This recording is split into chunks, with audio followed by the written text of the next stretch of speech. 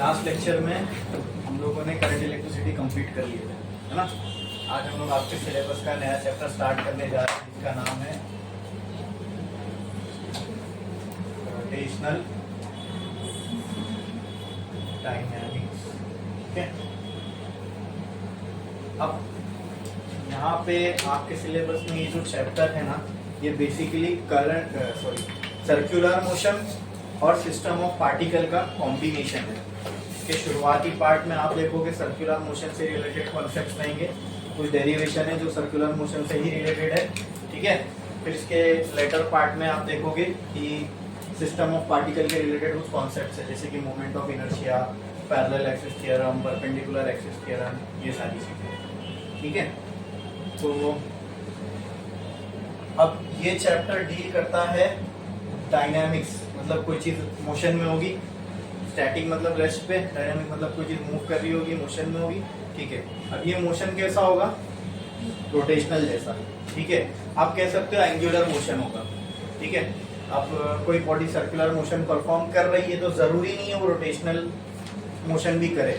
ठीक है, अगर उसको ओरिएंटेशन सेम है, चेंज नहीं हो रहा है टाइम के साथ, तो सिर्फ सर्कुलर मोशन भी हो सकता है। ठीक है, तो बेसिकली अब इस चैप्टर के अंदर हम लोग एक मोशन से डील करने वाले हैं and that motion is of angular type.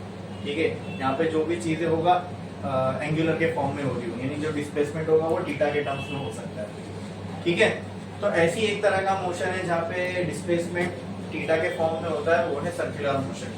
तो अगर हम डिफाइन करना चाहे सर्कुलर मोशन क्या है, आप में से कोई बता सकता है? अगर किसी ने पढ़ा है सर्कुलर मोशन तो, या फिर थोड़ा भी आइडिया होगा, नाम सुन के क्या लग रहा है सर्कुलर मोशन क्या हो सकता है? Very good, motion along circular path. ठीक है, एक ऐसा मोशन जो किसी सर्कुलर पाथ में हो रहा हो। ओके, जैसे फॉर एग्जांपल अगर एक गार्डन है ऐसे राउंड शेप का, जिसका फुटपाथ ऐसे सर्कल में बना हुआ है, और कोई बंदा उसके ऊपर रोज सुबह वॉक कर रहा है, तो मान लो ये गार्डन है, ये उसका फुटपाथ है, और कोई बंदा रोज इस फुटपाथ पे ऐसे वॉकिंग कर रहा है, जॉगिंग कर रहा है, तो क्या परफॉर्म कर रहा है? सर्कुलर मोशन परफॉर्म कर रहा है। ठीक है, अब motion along circular path, simple, इसको हम कहते हैं सर्कुलर मोशन। क्लियर है? ठीक है, अब जो भी बॉडीज मोशन को परफॉर्म कर रही है, हम मान लेंगे एक पार्टिकल जैसा है और किसी सर्कल की सरकमफ्रेंस पे ऐसे गोल गोल घूम रहा है। ठीक है, अब अगर एक मोशन है जो ये सर्कुलर पाथ में हो रहा है, तो सर्कुलर पाथ में अगर कोई मोशन हो रहा होगा तो उसके लिए कुछ रेडियस भी डिफाइन होगा, बराबर? हाँ, अगर कोई मान लो यहाँ से चला और यहाँ तक पहुंचा, तो इसने सर्कल का कुछ टुकड़ा कवर किया, तो ये भी सर्कुलर मोशन ही हुआ, है ना। जरूरी नहीं सर्कुलर मोशन मतलब पूरा सर्कल ही कवर करे तो ये सर्कुलर मोशन होगा। ये अगर कुछ पार्ट ऑफ सर्कल जैसा हमें दिख रहा है कि आपको एक आर्क ऑफ सर्कल ये कवर कर रहा है, मतलब ये सर्कुलर मोशन ही परफॉर्म कर रहा है। ठीक है, अगर मैं मान लूँ ये इसकी पोजीशन 1 है, ये इसकी पोजीशन 2 है, ठीक है, तो लेंथ में इसने कितना कवर किया? इतना हिस्सा कवर किया। क्या ये कुछ लेंथ भी चला होगा ना? अभी जैसे ये सर्कल, अगर एक बंदा सर्कल में ऐसा पूरा राउंड घूम ले, और अगर मैं आपसे पूछूं इसने कितनी लेंथ चला, तो आप क्या बोलोगे? बोलो कितना? अगर कोई बंदा ऐसा पूरा एक चक्कर काट ले सर्कल में जिसका रेडियस r है, तो मैं अगर आपसे पूछूं ये कितना लेंथ चला, तो आप क्या बोलोगे? इस लेंथ को ऐसे ओपन करो और ऐसे स्ट्रेट कर दो, सर इतनी लेंथ चला, तो उस लेंथ का फॉर्मूला क्या होगा? 2 पाई r, जो सर्कमफ्रेंस ऑफ द सर्कल है, खत्म। बोलो क्लियर? हाँ, इतना समझ में आ रहा है? ठीक है, तो ये तो हो गया उसका लीनियर डिस्प्लेसमेंट या फिर लीनियर डिस्टेंस, कि लीनियरली सर ये इतना चला। समझ में आ रहा है ना मैं क्या बोल रहा हूँ? मैं ये इसका ये जो सर्कमफ्रेंस के बराबर ये चला, लेंथ इतनी लेंथ चला, मतलब इसका लीनियर डिस्टेंस हो गया, लीनियरली इतना चला। लेकिन मैं इसके डिस्प्लेसमेंट को एक और तरीके से भी मेजर कर सकता हूँ। देख लो, अगर मान लो कोई बंदा ऐसे सर्कल में चल रहा है, तो ये तो हो गया उसका लीनियर डिस्प्लेसमेंट। ठीक है, लीनियरली वो इतना चला, ये मीटर में सेंटीमीटर में होगा। लेकिन अगर मैं सेंटर से उसके पाथ को ट्रेस करूं, ठीक है, ये मेरा सेंटर है, ये उसकी स्टार्टिंग पोजीशन है, यहाँ से अगर मैंने एक लाइन खींचा और जहां जहां चल रहा है इस लाइन को मैं ऐसे स्वाइप करता जा रहा हूँ, करता जा रहा हूँ, करता जा रहा हूँ, करता जा रहा हूँ, तो क्या वो लाइन फाइनली इधर पहुंचेगी? हाँ, तो क्या मैं बोल सकता इसने इतना एरिया स्वीप किया? अगर ये इसकी इनिशियल पोजीशन, ये इसकी फाइनल पोजीशन है, तो मैं बोलता हूँ इन दोनों के बीच में जो एंगल बनेगा दैट विल बी थीटा। हाँ, और क्योंकि ये एक एंगल है, एंगल के टर्म में हम इसको मेजर कर रहे हैं, तो मैं ये बोल सकता हूँ इतना इसने एंगुलर डिस्प्लेसमेंट कवर किया। क्या कवर किया? एंगुलर डिस्प्लेसमेंट, यानी एंगल के टर्म्स में अगर मैं इसके डिस्प्लेसमेंट को बताना चाहूँ तो मैं एंगल के टर्म्स में भी बता सकता हूँ कि इतना एंगल डिस्प्लेस हुआ। अगर मान लो इसको मैंने 0 माना और यहाँ से यहाँ तक मान लो इसने 60 एंगल में 60 डिग्री चला, तो इसका एंगुलर डिस्प्लेसमेंट होगा 60 डिग्री। आप उसको रेडियन में कन्वर्ट कर सकते हो पावर 180 से, जो भी रेडियस में भी आएगा। बोलो क्लियर है, समझ में आ रहा है? ठीक है। अच्छा, तो सर्कुलर मोशन के ये एकदम बेसिक चीजें थी, ठीक है। ये आर है, ये थीटा है और ये लेंथ एल है, ठीक है। अगर आप मुझे बताओ, मुझे अगर ये लेंथ एल निकालनी है, ठीक है, तो कैसे निकाल सकता हूँ? L is equal to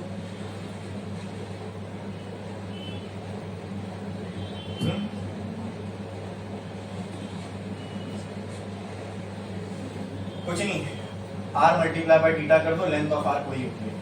circle 10th standard circle chapter, ठीक है, उसमें आपने पढ़े रहोगे। Length of arc of a circle is equal to radius into the angle extended by the arc, ठीक है। ये होती है लेंथ ऑफ आर्क। इसको आप ऐसा पढ़ते होंगे, length of arc is equal to radius of circle into angle extended by the arc. तो ये आर्क ने इतना एंगल सबटेंड किया हुआ है, ठीक है। तो ये आर्क के लिए एंगल हो गया, बराबर, ठीक है, मल्टीप्लाई बाय उसका रेडियस। आपको यही फॉर्मूले से वो भी आता है 2 पाई आर। सिंपल देखो, अगर मुझे टोटल लेंथ निकालनी कितनी है तो थीटा की जगह क्या आ जाएगा? टोटल लेंथ, फुल लेंथ निकालनी कितनी है? आर तो रेडियस ऑफ सर्कल तो वही रहेगा। अब ये जो थीटा है ये पूरा कितना होता है? 360, और रेडियस में 2 पाई, 360 मतलब 2 पाई। तो यहाँ थीटा की जगह में क्या रख दूं? तो क्या ये ऐसी बन रहा है 2 पाई आर? हाँ, तो सर्कमफ्रेंस ऑफ द सर्कल भी तो आर की है ना, सर्कल की, लेकिन टोटल आर्क है।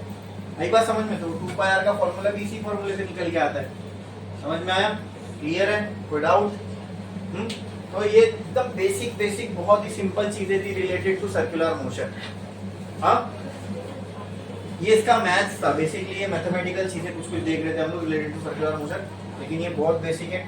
ये आपके 10th स्टैंडर्ड का टॉपिक है, सर्कल चैप्टर में आपने इसको पढ़े होंगे, ठीक है, कि पूरा सर्कमफ्रेंस कितना होता है, और अगर कोई छोटी सी आर्क का अगर मुझे लेंथ निकालना है सर्कल की तो वो क्या होती है, ठीक है। तो ये सब बेसिक चीजें मैं अभी आपको इसलिए बता रहा हूँ क्योंकि हमें आगे काम में आएगी।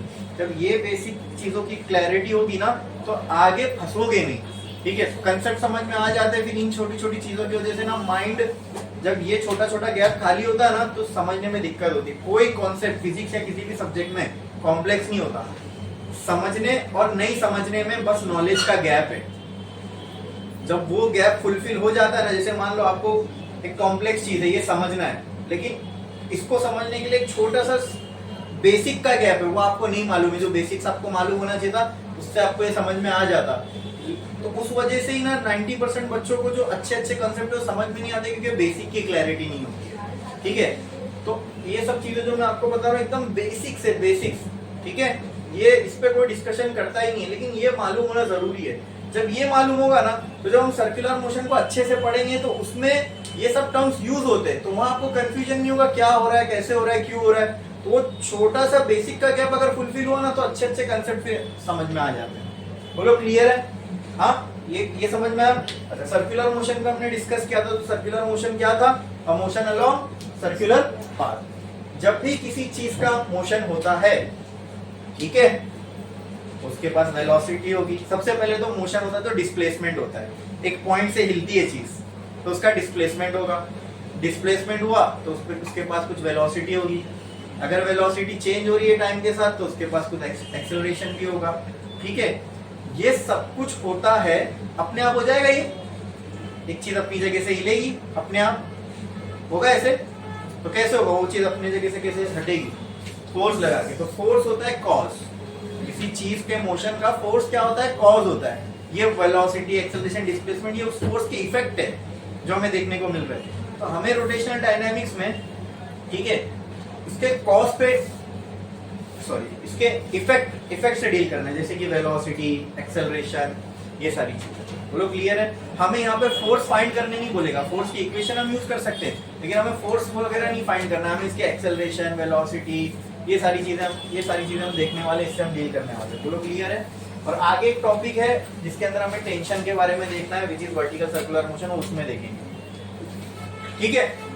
तो what is circular motion? A motion along circular path. ठीक है, तो एक लाइन छोड़ो, स्टार डालो और लिखो motion along circular path, a motion along circular path.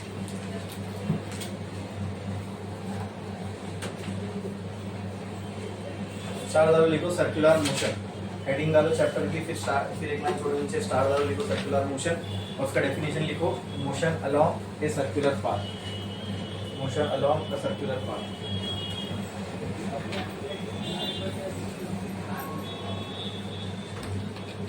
Motion along the circular path. अब ये मोशन हो रहा है, जाहिर सी बात है, तो कोई चीज मूव होती दिख रही है, इसका वेलोसिटी एक्सेलरेशन है, तो सब इफेक्ट है। ये हो किसकी वजह से रहा है, कोई फोर्स एक्ट कर रहा होगा। ठीक है, तो इतना समझ लो सर्कुलर मोशन होने के लिए एक फोर्स का होना बहुत जरूरी है। जैसे मान लो कोई पार्टिकल है, वो बेचारा अपना सीधा सीधा जाना चाहता है, लेकिन अगर ये अपने पाथ से कर्व हो गया, इसका मतलब इसको इस तरफ कोई फोर्स लगा होगा। ठीक है, ये सीधा जाना चाह रहा है, मतलब मान लो यहाँ पर कोई चीज सर्कुलर मोशन परफॉर्म कर रही है, यहाँ पे एक पार्टिकल है, उसको जाना सीधा है, ठीक है, लेकिन यहाँ पर किसी ने उसको फोर्स लगा दिया, बराबर। ऐसा हमने देखे थे मैग्नेटिक फील्ड में पार्टिकल के साथ हो रहा था। तो एक इलेक्ट्रॉन है, वो ऐसे सीधा जाना चाहता है, ठीक है, तो अगर उसको इस तरफ कोई फोर्स लग रहा होगा तो ये इसका पाथ थोड़ा इस साइड हो जाएगा ऐसे, फिर यहाँ पर भी सीधा जाना चाहता है, फिर लेकिन उसको सेंटर की तरफ फोर्स लग रहा होगा तो इसका पाथ ऐसे हो जाएगा, फिर ये ऐसे सीधा जाना चाहता है लेकिन सेंटर की तरफ फोर्स लग रहा है तो ऐसे हो जाएगा। तो ऐसे होते होते होते कोई चीज क्या परफॉर्म करेगी। तो आपको समझ में आ रहा है कि अगर सर्कुलर मोशन हो, इसके लिए एक फोर्स ऐसा होना चाहिए, दिख रहा है आपको, कोई पार्टिकल इधर है, ये ऐसा जा रहा है, इसको सर्कुलर मोशन परफॉर्म करना है, तो क्या होना चाहिए, कोई एक फोर्स होना चाहिए जो इसको इस साइड पे घसीटे, तो क्या होगा, नेट फोर्स इसको इस डायरेक्शन में लगेगा, ये इसका पार्ट थोड़ा सा कर्व्ड होगा। फिर ऐसी हर एक पॉइंट पे जब होगा, अगर मान लो ये पॉइंट पे भी पार्टिकल की वेलोसिटी इस डायरेक्शन में, मतलब पार्टिकल जाना ऐसा चाहता है लेकिन सेंटर की तरफ उसको कोई खींच रहा है, यहाँ से पकड़ के कोई खींच रहा है, तो ये सीधा जाएगा कि ऐसे कर्व्ड होगा। एक तो एक फोर्स इसको सीधे की तरफ ले जा रहा है, एक फोर्स इसको टेढ़ा ले जा रहा है, तो इसका नेट इफेक्ट क्या होगा, ये कुछ ऐसा ऐसा जाएगा, ऐसा टेढ़ा, ठीक है। लेकिन अगर ऐसा हर पॉइंट पे हो रहा है, इस सर्कल के हर पॉइंट पे ऐसा हो रहा है, तो क्या होगा, वो पार्टिकल ना सीधा जाएगा ना ऐसा जाएगा, वो उसकी वजह क्या परफॉर्म करने लगेगा, सर्कुलर मोशन। अरे बोलो क्लियर है। अगर ये नहीं होता तो पार्टिकल कहाँ जाता, इधर चला जाता। यहाँ पर अगर ये पार्टिकल इधर जाना चाहता है, ये नहीं होता तो पार्टिकल यहाँ चला जाता, तो क्या वो सर्कुलर मोशन होता, नहीं। इसका मतलब एक चीज समझ में आ रही है हमें कि सर्कुलर मोशन होने के लिए एक फोर्स का ऐसा होना जरूरी है जो सेंटर की तरफ एक्ट करे।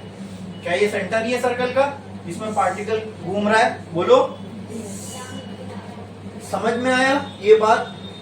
अगर किसी पार्टिकल को सर्कुलर मोशन परफॉर्म करना है तो उसके लिए एक ऐसे फोर्स का होना जरूरी है जो पार्टिकल पे एक्ट करे और उसका डायरेक्शन सेंटर की तरफ हो, ठीक है। There should be a force acting towards the centre, ठीक है, ठीक है।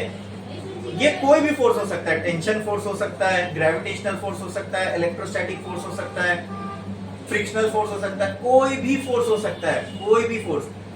जो सेंट्रीपिटल फोर्स कोई अनोखा फोर्स नहीं है, कोई ना कोई फोर्स आपको ऐसा मिलेगा, सिचुएशन दी होगी आपको जिसमें पार्टिकल सर्कुलर मोशन परफॉर्म कर रहा है, वहां पे आपको कोई ना कोई एक फोर्स ऐसा जरूर मिलेगा जो सेंटर की तरफ एक्ट हो रहा है, ठीक है।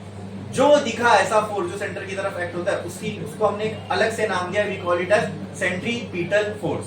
क्या है, ऐसा फोर्स जो सेंटर की तरफ एक्ट होता है। अब सेंट्रीपिटल फोर्स कोई नया अनोखा फोर्स नहीं है, कोई ना कोई एग्जिस्टिंग फोर्स ही होगा जो सेंटर की तरफ एक्ट कर रहा होगा। जैसे अर्थ और सन के केस में सेंटर की तरफ, जैसे अगर हम मान ले सन सेंटर में और अर्थ उसके अराउंड सर्कुलर पाथ में तो घूमता नहीं, लेकिन अगर मान ले फॉर सिंपल एक्सप्लेनेशन कि सर्कल में घूम रहा है और सन सेंटर में, तो इन दोनों के बीच में ऐसा कौन सा फोर्स है जो अर्थ को सर्कल में बनाए रखा है, ग्रेविटेशनल फोर्स। अब वहां पे ग्रेविटेशनल फोर्स एक्ट करेगा सेंट्रीपिटल फोर्स जैसा। इलेक्ट्रॉन एक न्यूक्लियस है, इलेक्ट्रॉन न्यूक्लियस के अराउंड अगर सर्कुलर पाथ में घूम रहा है तो सर्कुलर मोशन परफॉर्म करने के लिए उसको एक फोर्स लगना चाहिए जो सेंटर की तरफ एक्ट करे। तो वहां पे कौन सा है, इलेक्ट्रोस्टैटिक फोर्स। ये पॉजिटिव या नेगेटिव इन दोनों के बीच में एक फोर्स होगा, दैट इज इलेक्ट्रोस्टैटिक फोर्स, ठीक है, ठीक है। तो वहां पे इलेक्ट्रॉन और न्यूक्लियस के केस में इलेक्ट्रोस्टैटिक फोर्स बन जाएगा सेंट्रीपिटल फोर्स, ठीक है। जब हमने साइक्लोट्रॉन पढ़ा था वहां पे इलेक्ट्रॉन था और मैग्नेटिक फील्ड थी, तो वहां पे मैग्नेटिक फोर्स बन गया था सेंट्रीपिटल फोर्स, ठीक है, जो सेंटर की तरफ एक्ट हो रहा था। आई बात समझ में। तो सर्कुलर मोशन में सेंट्रीपिटल फोर्स क्या होता है, समझ में आया। हाँ, a force which act toward centre when a particle perform circular motion is called as centripetal force. तो एक लाइन छोड़ो, स्टार डालो और लिखो सेंट्रीपिटल फोर्स, और उसका सिंबल ऐसा लिख दो, देखो F और सफिक्स में CP, C.P, FCP, FCP लिखो, सेंट्रीपिटल FCP लिखा आपने। देखो, a force which acts towards the centre when particle is performing circular motion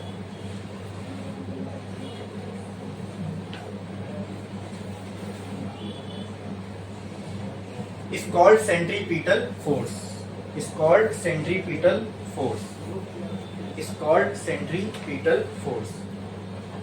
ठीक है, जैसा ये एक फोर्स है दोस्तों जो पार्टिकल पे एक्ट होता है तब जब पार्टिकल सर्कुलर मोशन परफॉर्म कर रहा है, और इसका डायरेक्शन किधर होता है, टुवर्ड्स द सेंटर। ठीक है, एक पार्टिकल है सर्कुलर मोशन परफॉर्म कर रहा है, उस पर एक फोर्स एक्ट हो रहा होगा टुवर्ड्स द सेंटर। एक पार्टिकल है सर्कुलर मोशन परफॉर्म कर रहा है, मान लो ये पार्टिकल है, इस पे एक फोर्स एक्ट हो रहा होगा टुवर्ड्स द सेंटर, इस फोर्स को हम क्या कहते हैं, सेंट्रीपिटल फोर्स। ऐसी एक और फोर्स है जो एक्ट होता है on the particle away from the centre, उसको हम कहते हैं सेंट्रीफ्यूगल फोर्स। लेकिन सुन लो मेरी, सुनो मेरी बात सुनो। अब सेंट्रीफ्यूगल फोर्स के लिए थोड़ी सी सावधानी बरतना पड़ता है। वो क्या, ये डिपेंड करता है ऑब्जर्वर पे। इस पे ऑब्जर्वर मतलब देखने वाले, ठीक है। अगर देखने वाला, इसलिए ये सारी चीजें ना तब बहुत अच्छे समझ में आती है जब NLM, Newton's law of motion, ठीक है, तो पूरा क्लियर हो बहुत अच्छे से, जो बेसिक्स है बहुत क्लियर हो, और वो पूरा 11th में था, तो वो पूरा मैं यहाँ बता ही नहीं सकता, पॉसिबल ही नहीं, अपने आप में बहुत लेंथी टॉपिक है। तो इतना समझ लो, सेंट्रीफ्यूगल फोर्स आएगा पिक्चर में या नहीं आएगा, आप बनाओगे या नहीं बनाओगे, आप जब प्रॉब्लम सॉल्व कर रहे हो तो सेंट्रीफ्यूगल फोर्स को आप दिखाओगे या नहीं दिखाओगे, ये डिपेंड करेगा आप किस तरह के ऑब्जर्वर हो। ठीक है, अब इसका मतलब क्या सर ऑब्जर्वर दो तरीके के होंगे, एक होता है इनर्शियल और एक होता है नॉन इनर्शियल। इनर्शियल का मतलब इसके वर्ड में ही आता है, देखो इनर्शियल में इनर्ट दिख रहा है। Inert means something who does not want to react, और it just want to stay as it is, जैसा वो है वैसी वो रहना चाहता है। इसलिए आप देखते हो इनर्ट गैसेस वो रिएक्ट नहीं करती, वो जैसी है वैसी रहना चाहती है।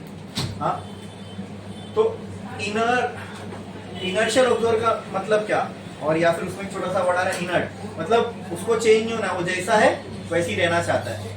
वो लोग क्लियर है। हाँ, तो इनर्ट ऑब्जर्वर या इनर्शियल ऑब्जर्वर वो होता है जो रेस्ट पे है या फिर कांस्टेंट वेलोसिटी से मूव हो रहा है और वैसी ही है। वो लोग क्लियर। हाँ, मतलब अगर वो कांस्टेंट वेलोसिटी से मूव हो रहा है तो वो वैसे ही होते रहना चाहेगा। वो लोग क्लियर है। हाँ, जैसे अगर मैं ट्रेन में हूँ और मेरा बाजू वाला भी एक पैसेंजर है, वो हम लोग दोनों ट्रेन में साथ में हम दोनों मूव कर रहे हैं, लेकिन मैं उसके लिए रेस्ट पे हूँ और वो भी मेरे लिए रेस्ट पे है, बराबर, क्योंकि हम दोनों सेम वेलोसिटी से चल रहे हैं। आई बात समझ में। तो मेरे देखने पे अगर कोई बाहर से स्टेशन से हम लोग को देखेगा तो हम उसको मूव होते हुए दिखेंगे, लेकिन हम दोनों एक दूसरे को कैसे दिख रहे हैं, रेस्ट पे, बराबर। ठीक है, तो उसी तरह इनर्ट ऑब्जर्वर समझ, इनर्शियल ऑब्जर्वर समझ में आया। उसमें एक छोटा सा वर्ड आ रहा है इनर्ट। इनर्ट का मतलब यही, ये समझ जाओ कि ये अपने आप को चेंज नहीं करना चाहता, तो इतना ही समझ लो, चेंज नहीं करना चाहता मतलब ऐसी कोई चीज, ऐसा ऑब्जर्वर जो रेस्ट पे है, सिंपल, और उसको कॉम्प्लिकेट करते ही नहीं। ऐसा ऑब्जर्वर जो रेस्ट पे है, तो रेस्ट पे रहकर उसको लेना देना, उसको मोशन में नहीं जाना, लेना देना नहीं, क्या क्या, वो रेस्ट पे और वो सारी चीजों को होते हुए देख रहा है। ऐसे ऑब्जर्वर को बोलते हैं इनर्शियल ऑब्जर्वर। क्या बोलते हैं? तो नॉन इनर्शियल ऑब्जर्वर कौन होगा? जो मूव हो रहा होगा।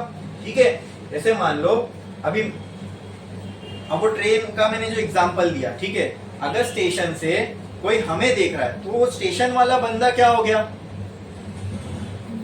वो तो बैठा हुआ था और उसको हम लोग मूव होते हुए दिखे, तो वो कैसा ऑब्जर्वर है, इनर्शियल कि नॉन इनर्शियल? इनर्शियल ऑब्जर्वर है। ठीक है, ठीक है। अब मैं ट्रेन में बैठा हूं और मैं मेरे बाजू वाले को देख रहा हूं, तो मैं कैसा ऑब्जर्वर हूं? मैं ऐसे फ्रेम में हूं क्या जो फ्रेम रुकी हुई है, या ऐसे फ्रेम में हूं जो चल रही है? चल रही है, तो मैं कैसा ऑब्जर्वर हुआ? Non inertial observer. आई बात समझ में? अरे बोलो क्लियर है? अगर जो देख रहा है यानी जो भी एनालिसिस कर रहा है, जैसे मान लो ट्रेन के मोशन का एनालिसिस उस बंदे को करना होता है जो स्टेशन पे बैठा है, तो उस ऑब्जर्वर को मैं क्या कहता हूँ, क्योंकि वो रेस्ट पे और वो चीज को मूव होते हुए देख रहा है, बराबर, कि ट्रेन कितनी वेलोसिटी से मूव कर रही है, क्या एक्सेलरेशन है। मान लो मुझे ट्रेन को एनालाइज करना है, उसका मोशन, उसकी वेलोसिटी, उसका एक्सेलरेशन। अब इसको स्टेशन पे बैठ कर एक बंदा कर रहा है, ठीक है, वो खुद मूव नहीं हुआ, स्टेशन पे बैठा हुआ है, उसको दिख रही है ट्रेन आती हुई, उसको गई ट्रेन जाती हुई, उसने कुछ अपना कैलकुलेशन लगाया, उसको ट्रेन की वेलोसिटी एक्सेलरेशन मिल गया, तो ये कैसा ऑब्जर्वर हुआ? इनर्शियल। अब यही ट्रेन का एग्जामिनेशन या ट्रेन का एनालिसिस कोई कर रहा है ट्रेन के अंदर बैठ के, ठीक है, तो अब ये देख रहा है ट्रेन को कहां पर? ट्रेन में बैठ के, ठीक है। क्या जो मूविंग चीज है उसके साथ ये भी मूव हो रहा है? हाँ, तो ये तो मूविंग ऑब्जर्वर हुआ, ये रेस्ट पे तो है नहीं, तो ये ऑब्जर्वर को हम क्या कहेंगे? Non inertial. क्या बोलेंगे?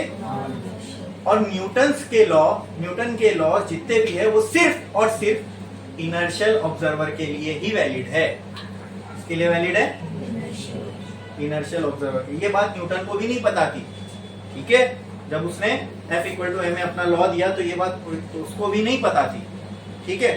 बट जब बाद में ये प्रॉब्लम आई कि अगर रेस्ट से देख रहे हैं तो वैल्यूज कुछ और समझ में आ रही है, और मूविंग फ्रेम में बैठ के देख रहे हैं, यानी हम खुद मूव होके किसी चीज को एनालाइज कर रहे हैं, तो वैल्यूज कुछ और निकल के आ रही है, तब समझ में आया कि न्यूटन लॉ जो है वो सफिशिएंट नहीं है अपने आप में, ठीक है। तो इसलिए न्यूटन लॉ को सही करने के लिए एक कॉन्सेप्ट आया जिसको हम कहते हैं सूडो फोर्स, ठीक है। वो होंगे फोर्स, लेकिन न्यूटन ने उसको अपने लॉ डिराइव करते वक्त कंसिडरेशन में नहीं लिया था, ठीक है। तो ये सूडो फोर्स की कहानी कब आती है? जब कोई नॉन इनर्शियल ऑब्जर्वर किसी मोशन को एनालाइज कर रहा है। मैंने ट्रेन का एग्जांपल दिया, एक मोशन हो रहा था, उसको एनालाइज करना है, मैं रेस्ट पे बैठ के एनालाइज करूं तो मैं हो गया इनर्शियल ऑब्जर्वर। कोई उसी ट्रेन में बैठ के जिसको एनालाइज करना है, उसी में बैठ के अगर आप उसको एनालाइज कर रहे हो तो आप भी मूविंग हो गए, तो आप कैसे ऑब्जर्वर हुए? Non inertial observer. बोलो क्लियर है? अब आपकी वेलोसिटी भी टाइम के साथ चेंज होगी, एक्सेलरेशन भी चेंज होगा, तो you are not inert, there are properties which are changing with time. Inert का मतलब मैंने क्या बताया था?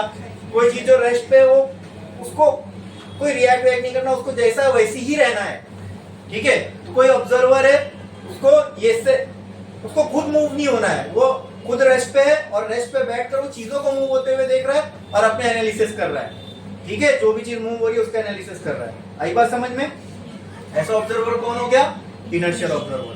और जो खुद जिस चीज को, अगर किसी चीज का मोशन का एनालिसिस मुझे करना है और मैं खुद उसके अंदर बैठ के उसका एनालिसिस कर रहा हूं, तो मैं कैसा ऑब्जर्वर हो गया? क्योंकि अब वो चीज मूव हो रही है तो उसके साथ मैं भी मूव हो रहा हूं, तो मेरी भी वेलोसिटी, एक्सेलरेशन, डिस्प्लेसमेंट टाइम के साथ सब चेंज होता रहेगा। तो क्या वो चीज इनर्ट हुई? इनर्ट मतलब नो चेंज। लेकिन क्या वो इनर्ट रहा? नहीं, उसकी खुद की पोजीशन, ये सारी चीजें टाइम के साथ चेंज हो रही है। बोलो क्लियर है? तो जब हम सर्कुलर मोशन को उस पार्टिकल की नजर से देखते हैं, जैसे मान लो एक पार्टिकल है, सर्कुलर मोशन परफॉर्म कर रहा है। अब एक तो आप लोग जो आप बैठ के देख रहे हो, आपको दिख रहा है ये गोल गोल गोल गोल घूम रहा है, ये पार्टिकल, ठीक है। अब अगर मैं इस पार्टिकल पे ही जाके बैठ जाऊं और इस पार्टिकल को ऐसे देखूं, मैं घूम रहा हूं गोल गोल, तो पार्टिकल मुझे घूमता हुआ दिखेगा क्या? आपको दिखेगा वहां से कि पार्टिकल घूम रहा है, ठीक है। मैं अगर पार्टिकल पे जाके बैठ जाऊं तो मुझे पार्टिकल दिखेगा क्या घूमते हुए? नहीं, वो तो मुझे रेस्ट पे दिखेगा। तो आपके लिए तो पार्टिकल की वेलोसिटी नॉन जीरो है, बट मेरे लिए जीरो होगी। मेरे से कोई पूछेगा, अभी जैसे स्टेशन पे जो बंदा बैठा था उससे किसी ने पूछा कि हम दो जो अंदर बैठे हैं उनकी वेलोसिटी क्या, तो उसके लिए कुछ तो नॉन जीरो वैल्यू होगी, 30, 40, 50 मीटर पर सेकंड। लेकिन मेरे से कोई पूछे मेरे बाजू वाले की स्पीड क्या, तो मैं क्या बोलूंगा? मेरे लिए तो जीरो पे। तो क्या यहाँ पर सेम मोशन के लिए वैल्यूज अलग अलग नहीं आ रही अगर देखने वाला बदल रहा है तो?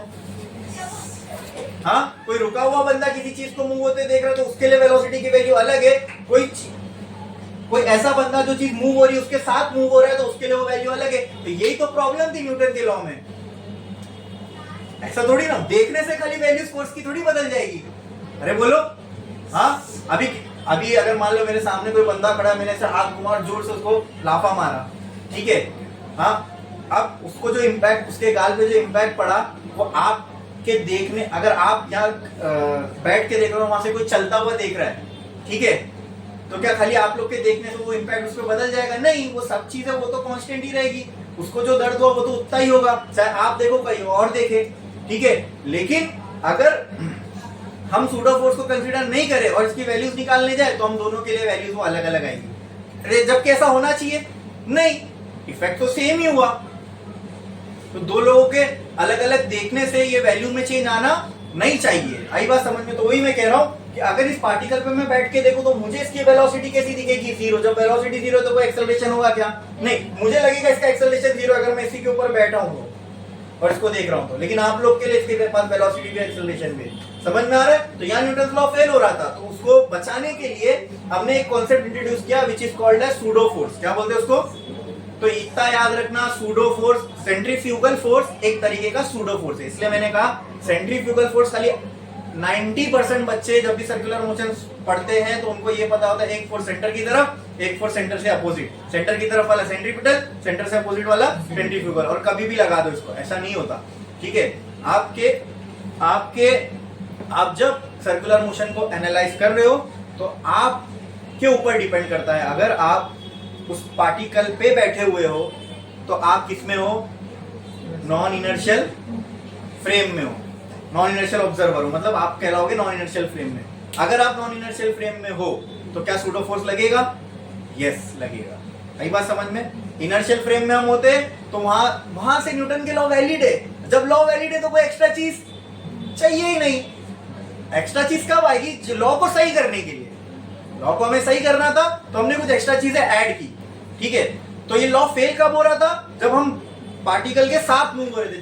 जिस चीज को एनालाइज करना है, अगर हम खुद उसके साथ मूव हो रहे तो वहां न्यूटन का लॉ काम नहीं करेगा। वहां पे हमें कुछ और चीजें ऐड करनी पड़ेंगी जिससे न्यूटन का लॉ सही हो, और वो जो हम ऐड करते हैं जिससे न्यूटन का लॉ सही हो उसे हम कहते हैं सूडो फोर्स। तो सेंट्रीफ्यूगल फोर्स एक तरीके का क्या है? Pseudo force. तो ये याद रखो, खाली सेंट्रीफ्यूगल नहीं, कोई भी सूडो फोर्स, कोई भी। जब भी आप सूडो फोर्स लगाओगे, सूडो का मतलब होता है हाँ, यस, नकली, फेक, ठीक है। It's a correction term, it's not real, ठीक है। जबकि मेरे हिसाब से ऐसा होना नहीं चाहिए, वो तो न्यूटन की कमी थी, उसने कंसीडर नहीं किया। लेकिन जब हम किसी गाड़ी उड़ी में बैठते और गाड़ी टर्न लेती तो हमें सेंटर की तरफ एक फोर्स लगता है, महसूस होता है, ठीक है। That is only centrifugal force. लेकिन अब न्यूटन ने उसको कंसीडर नहीं किया था, इसलिए हम उसको नकली फोर्स बोलते हैं एनालिसिस के टाइम पे, ठीक है। सूडो मतलब एक इमेजिनरी फोर्स है जो लग रहा होगा किसी बॉडी में, लगता है एक्चुअली में, ठीक है, फील होता है। लेकिन अब न्यूटन ने जब ये लॉ निकाला उसने कंसीडर नहीं किया, बाद में हमको पता चला उसमें ये गलती है, तो हमने सेंट्रीफ्यूगल फोर्स को एक कैटेगरी में ऐड कर दिया विच इज सूडो फोर्स। ऐसी कोरियोलिस फोर्स करके एक होता है, ठीक है। तो वो सब तो हमको नहीं है, हाँ, सेंट्रीफ्यूगल से हमें डील करना है। सूडो फोर्स, तो सूडो फोर्स अभी मतलब अगर मैं मान लो इस पार्टिकल पे ही बैठा हूं, ठीक है, तो क्या ये मुझे मूव होता दिखेगा? नहीं, मेरे लिए तो ये रेस्ट पे ही होगा, हाँ। तो फिर यहाँ से जो मेरी वैल्यूज है वो सही नहीं आएंगी, तो उसको सही करने के लिए हमें क्या डालना पड़ेगा? यहाँ पे सूडो फोर्स। क्या डालना पड़ेगा? तो एक याद रखो, pseudo force is always applied, ठीक है, in the direction opposite to the acceleration of the body, in the direction. Circular motion कौन करवाता है? कौन सा फोर्स कराता है? सिंपल, कौन सा फोर्स? सेंट्रीपिटल फोर्स कहां लगता है? Force is equal to mass into acceleration. जहां फोर्स का डायरेक्शन वहां एक्सेलरेशन का डायरेक्शन, ठीक है। बोलो क्लियर है? अब यहाँ पे ये है फोर्स का डायरेक्शन, तो एक्सेलरेशन का डायरेक्शन भी इधर ही होगा। मैंने क्या बताया? Pseudo force always acts opposite to the acceleration of the body. Body का एक्सेलरेशन यहां हो रहा है, अब मुझे बताओ सूडो फोर्स कहां लगेगा? क्या ये सेंटर की तरफ है या सेंटर से अवे? बस इसीलिए सेंट्रीफ्यूगल का डेफिनेशन ये बना, it acts away from the centre. समझ में आया? ठीक है, क्योंकि सेंट्रीपिटल के ऑपोजिट में, क्यों? Because it is a pseudo force, it will act against the acceleration of the body. अब एक्सेलरेशन ऑफ द बॉडी कहां होगा? जहां फोर्स है, फोर्स सेंटर की तरफ है, तो सूडो कहां आएगा? सेंटर के। तो ये हो गया FCF, सेंट्रीफ्यूगल। अब कोई भी पॉइंट ले लो, तो यहाँ पे FCP यहाँ होगा, तो FCF इधर होगा, यहाँ पे FCP यहाँ होगा, FCF इधर होगा। अरे बोलो क्लियर है? लेकिन ये फोर्स तभी पिक्चर में आएगा जब आप मोशन को कहां से देख रहे हो, यहां पे बैठ के पार्टिकल पे। ठीक है, आई बात समझ में। अब इसके जो कंसेप्चुअल क्लैरिटी और एकदम बेसिक में इतना तो समझ में आ गया ना। हाँ, इतना काफी है, बोलो क्लियर है। हाँ, अब कब बैठ के देखना है कब नहीं देखना है वो सब चीजें है ना, बहुत बेसिक से हमें देखनी पड़ेगी। दैट बोलना उसके लिए न्यूटन लॉ ऑफ मोशन पूरा स्क्रैच से स्टार्ट करना पड़ेगा, और वो अपने आप में बहुत लेंदी टॉपिक है, तो वो हम यहाँ देख नहीं सकते। ठीक है, तो हम लोग को जो मैक्सिमम चीजें, इसलिए मैंने सेंट्रीफ्यूगल फोर्स इधर दिखा दिया, क्योंकि हम इस चैप्टर में जितनी भी मैक्सिमम चीजें देखेंगे as a non inertial observer देखेंगे। समझ में आ रहा है? जब नॉन इनर्शियल ऑब्जर्वर बन के हम देख रहे हैं, मतलब क्या, हम इस पार्टिकल पे बैठ के इसका मोशन देख रहे हैं, तो फिर ये तो पिक्चर में आएगी। इसीलिए यूनिवर्सिटी सूडो फोर्स ये पिक्चर में आएगी। हाँ, ऐसे हर जगह सूडो फोर्स का ऐसा हम लोग प्रॉपर नाम नहीं देते, लेकिन हाँ, सर्कुलर मोशन में सूडो फोर्स को हमने एक प्रॉपर नाम दिया, which acts away from the centre. और सर्कुलर मोशन में होगा ही। ठीक है, जब आप इस पे बैठ के देखे हो तो सूडो फोर्स हमेशा यही मिलेगा ना आपको, यही मिलेगा, मतलब सेंटर से अपोजिट। बोलो क्लियर है, बोलो समझ में आया। ठीक है, तो इस चैप्टर में हम जो भी सर्कुलर मोशन का एनालिसिस करेंगे, ऐसा समझ लो इस पार्टिकल पे बैठ के कर रहे, तो हम कैसे ऑब्जर्वर हो गए, तो नॉन इनर्शियल ऑब्जर्वर है तो सेंट्रीफ्यूगल फोर्स पिक्चर में आएगा, इसलिए मैंने सेंट्रीफ्यूगल फोर्स बता दिया। समझ में आया, क्लियर है। It is a type of pseudo force. ठीक है, बट सर्कुलर मोशन पढ़ते वक्त सब लोग इसको समझते हैं, तो हमेशा होगा कि नहीं सेंट्रीफ्यूगल फोर्स, नहीं ना, कब होएगा ये आप पे डिपेंड करता है, सेंट्रीफ्यूगल फोर्स दिखाना है या नहीं दिखाना है। अगर आप यहां बैठ के इसको देख रहे हो तो ये बनाने की जरूरत है नहीं, लेकिन अगर आप इस पार्टिकल पे ही बैठ गए और फिर इसका मोशन एनालाइज कर रहे हो, तब आपको सेंट्रीफ्यूगल फोर्स दिखाना जरूरी है। यस, समझ में आया, क्लियर है। ठीक है, बोलो क्लियर है। तो एक लाइन छोड़ो, स्टार डालो।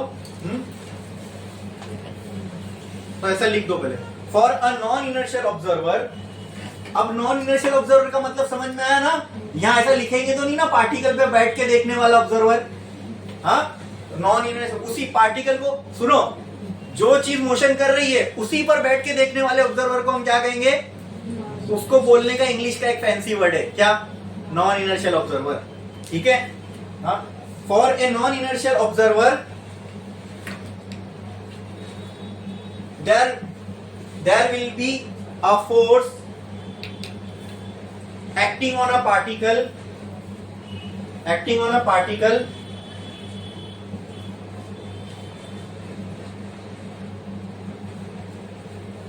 performing circular motion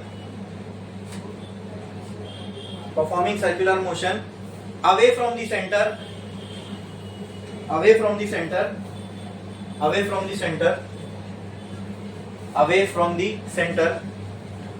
and this force is called as centrifugal force,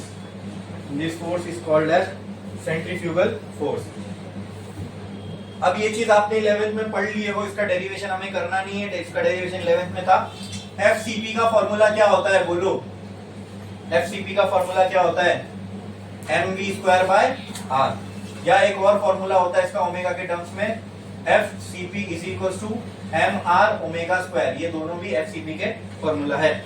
आप मुझे बताओ, इन इक्विलिब्रियम कंडीशन का मतलब क्या, अगर ये पार्टिकल अपनी जगह पर है, इसका मतलब इसको राइट की तरफ और लेफ्ट की तरफ खींचने वाला फोर्स क्या होगा, सेम होगा। बोलो, अरे बोलो, क्लियर है। In equilibrium condition FCP is equal to FCF। बोलो क्लियर है। कोई भी टाइम के एक पॉइंट में आपने इसको पकड़ लिए कि हाँ ये पॉइंट पे, जैसे मान लो ये पॉइंट मैंने पकड़ लिया, मैं बोलूंगा इस तरह FCF लग रहा है, इस तरह FCP लग रहा है। ठीक है, FCF की वैल्यू निकालनी है तो कुछ मत करो, mv²/r FCF। क्लियर। चलो, वैसे तो FCF की इतना टेंशन लेने की बात नहीं है, जो भी उसके इक्वल होगा, जो भी उसके सामने होगा, वो इसका फॉर्मूला बन जाएगा। अब यहाँ पे FCP सामने, तो FCF का भी फॉर्मूला वही आ गया। बोलो क्लियर। हाँ, तो FCP का फॉर्मूला लिख लो,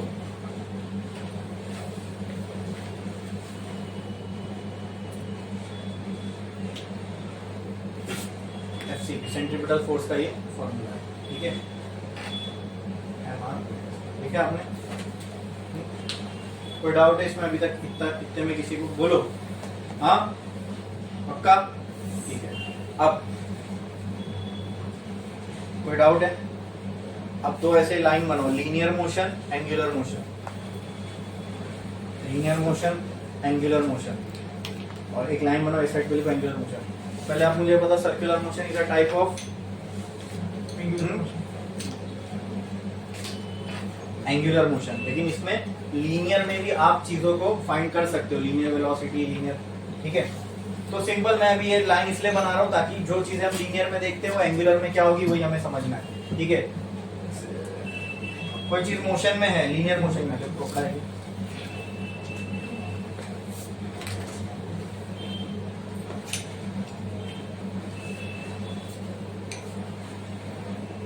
कोई चीज लीनियर मोशन में है तो क्या उसका डिस्प्लेसमेंट होगा? इसको हम किससे रिप्रेजेंट करते हैं? कोई चीज अगर एंगुलर मोशन परफॉर्म कर रही है तो उसका एंगल में डिस्प्लेसमेंट होगा, तो उसको हम किससे रिप्रेजेंट करेंगे? थीटा से। कोई किसी चीज का कोई चीज मोशन में डिस्प्लेसमेंट हो रहा है तो क्या उसके पास वेलोसिटी होगी? उसी वेलोसिटी को हम एंगुलर में किससे रिप्रेजेंट करेंगे? एंगुलर वेलोसिटी से, ओमेगा, ठीक है।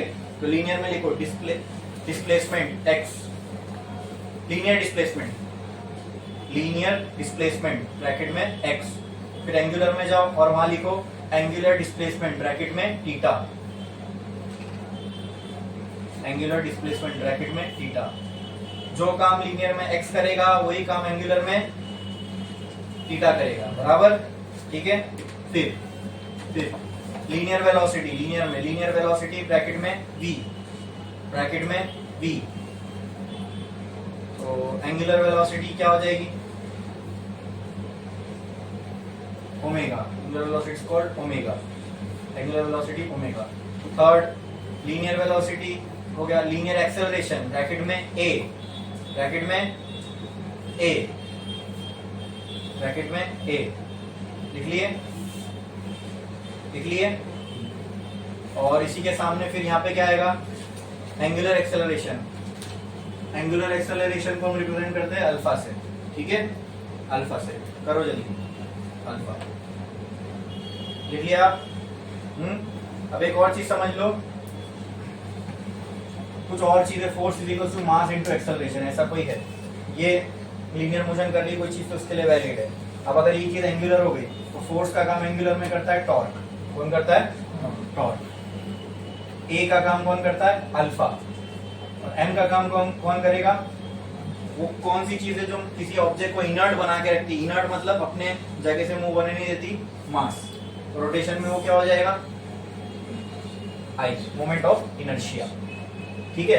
तो ऐसी लिख दो, लीनियर में लिखो फोर्स और उसके सामने एंगुलर में क्या आ जाएगा?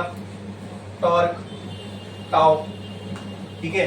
लीनियर में लिखो मास, उसके सामने एंगुलर में क्या आ जाएगा? नहीं, सिर्फ लिखो फोर्स और ब्रैकेट में एफ, उसके जस्ट सामने लिखो फोर्स और ब्रैकेट में लिखो एफ, उसके जस्ट सामने टॉर्क, TORQ, टॉर्क, ब्रैकेट में टाउ। इसका मतलब आपको ये समझ में आएगा कि यहाँ पे अगर फोर्स लग रहा है तो वहां पे टॉर्क लगेगा, यहाँ पे मास है तो वहां पे मोमेंट ऑफ इनर्शिया आएगा, समझे? तो मैं बोल रहा हूँ कोई चीज लीनियर मोशन परफॉर्म कर रही है तो उसमें फोर्स लगेगा, कोई चीज रोटेशनल परफॉर्म कर रही है तो उसमें, तो फोर्स का फॉर्मूला तो हमें पता है m इंटू है, जब टॉर्क का फॉर्मूला क्या हो जाएगा? I इंटू अल्फा, ठीक है। एनालॉगी समझे, ठीक है। और मास यहाँ पे m, तो मास के सामने यानी मास जैसा काम कौन करेगा रोटेशनल में? Moment of inertia. यानी ये चीज लीनियर मोशन होने से रोकती है तो ये चीज रोटेशनल मोशन होने से रोकेगी, इसको ओवरकम करोगे तो रोटेशनल हो जाएगा। बोलो क्लियर है? ठीक है, हाँ। अब ये सारी चीजें समझ में आई।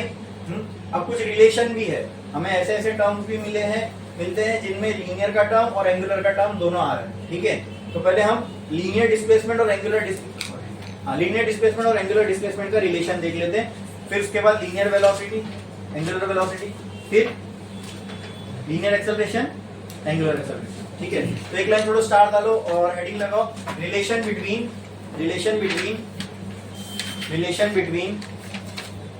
Linear displacement x and angular displacement theta, linear displacement x and angular displacement theta.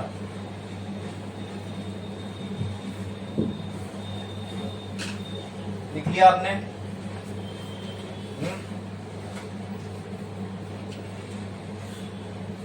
अब एंगुलर मोशन, जैसे कि कहीं पे सर्कुलर मोशन हो रहा है, मान लो कि सर्कल में कोई मोशन हो रहा है, कोई पार्टिकल है जो इनिशियल इधर था, लेट दिस बी पोजीशन 1, ये उसका सेंटर है, ये उसका रेडियस है, ठीक है।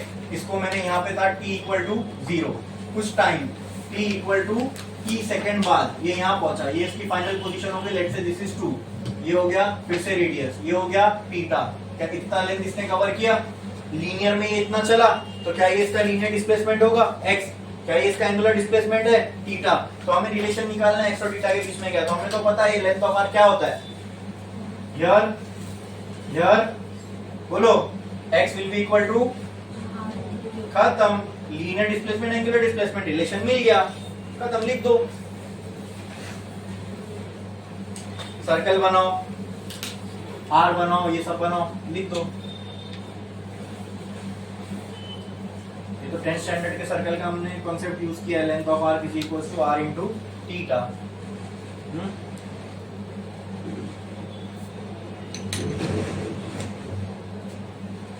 एंगुलर वाले कोई भी टर्म से जब आर मल्टीप्लाई कर दोगे ना तो लीनियर के साथ रिलेशन मिल जाएगा।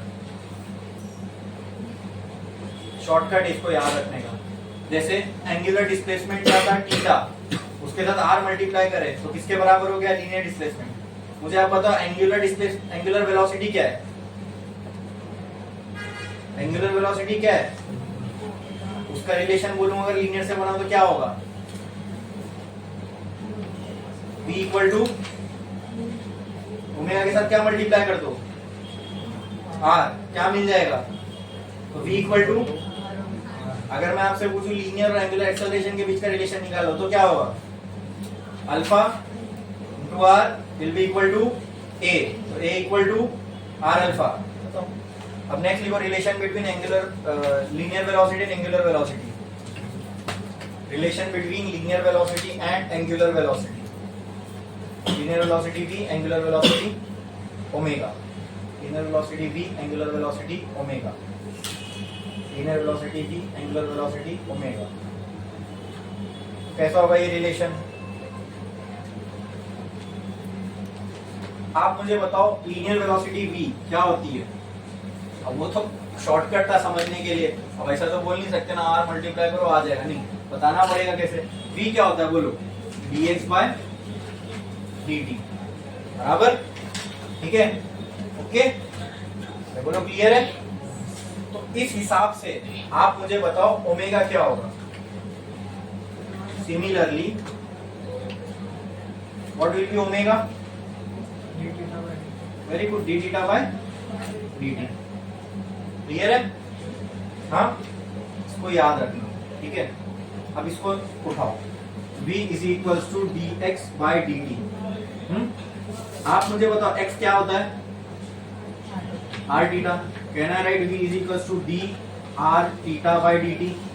हाँ, थीटा r कांस्टेंट है, बाहर निकालो, v is equals to r d theta by, अरे भाई सर्कुलर मोशन हो रहा होगा कहीं पे तो रेडियस तो पूरा मोशन के लिए सेम रहेगा ना, कांस्टेंट रहेगा। ये पोजीशन पे r की वैल्यू, ये पोजीशन पे r की वैल्यू, यहाँ यहाँ यहाँ सब जगह r की वैल्यू क्या रहेगी, same, r will be a constant, बाहर आएगा what is d theta by dt, खत्म, what is theta by dt, omega. यहाँ पे मैं लिख सकता हूँ क्या, v is equals to r into, ठीक है। लेकिन ये याद रखना अभी ये फॉर्मूला भी अपने आप में कंप्लीट नहीं है, ठीक है, सर्कुलर मोशन के लिए वैलिड बैठ जाता है। एक्चुअली में ये फॉर्मूला कुछ ऐसा है, v परपेंडिकुलर, तो v is equals to r omega into cos, ये ऐसा होगा, v perpendicular into r omega, यानी हम वेलोसिटी का वो कंपोनेंट इस फॉर्मूले में पुट करते हैं जो r से परपेंडिकुलर हो, यहाँ पे वो कंपोनेंट ये होगा, ठीक है। तो ऐसा लिख दो, ये होने के बाद यहाँ पे डाल देना v perpendicular is equal to r omega, ठीक है। वैसे जनरली तो आपके बुक में ऐसा कुछ अलग केस आएगा नहीं, आपके बुक में भी आपको कहीं पे v परपेंडिकुलर डला हुआ मिलेगा भी नहीं, ठीक है, लेकिन वो करेक्ट फॉर्मूला है। यहाँ पर ये इस फॉर्मूले में जब हम v पुट करते हैं, दैट v वो कौन सा v होगा? वेलोसिटी, वो वेलोसिटी जो रेडियस के परपेंडिकुलर हो, समझे? लिखो ये रिलेशन, तो ये मिल गया हमें relation v equal to r omega. करो जल्दी, v equal to r omega.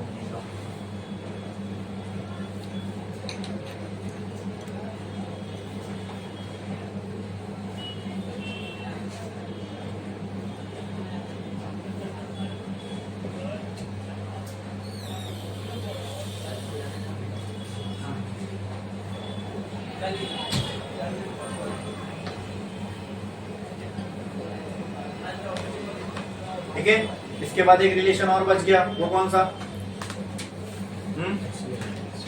Relation between linear acceleration and, तो लिखो relation between linear acceleration and angular acceleration.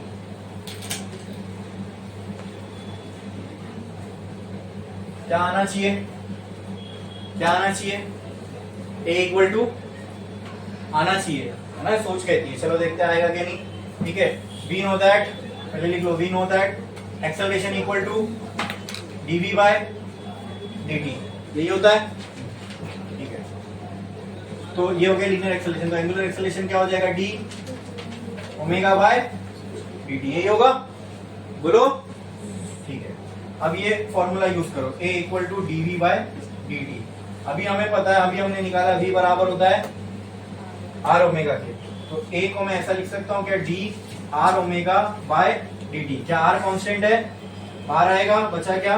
d omega by dt। Omega और t, d omega by dt क्या होता है? Alpha equal to r। Clear? Clear? और एक आसान तरीका बताओ। अब वो उसके लिए आसान है जिसको डिफरेंशिएशन वगैरह थोड़ा इजीली आता रहेगा। r equal dx equal to r theta, ये सर्कल से मिला, differentiated with respect to time. जब इसको टाइम के रिस्पेक्ट में डिफरेंशिएट करोगे तो ये हो जाएगा dx बाय dt, और ये dr theta by dt। r constant, अरे बोलो, r बाहर आ गया, क्या बचेगा? dx dt थीटा बाय, ये हो गया dx बाय dt क्या होता है? v r ओमेगा, ये r ओमेगा आ गया। इसको फिर से डिफरेंशिएट करो टाइम के रिस्पेक्ट में, dv by dt r d omega by dt, angular का रिलेशन होता है, समझे? लेकिन वो बहुत से लोग के सर के ऊपर से जाता है, इसलिए मैंने वो नहीं किया। आपके लिए बहुत आसान तरीके से मैंने आपको ये समझाया, ठीक है? रिलेट करके, एनालॉजी से, कि ये अगर dx बाय dt है तो ये d थीटा बाय dt होगा, बराबर। ये dv बाय dt है तो एंगुलर वाला d ओमेगा बाय dt। समझ में आता है ना? ये एनालॉजी तो समझ में आती है ना? हाँ, क्लियर।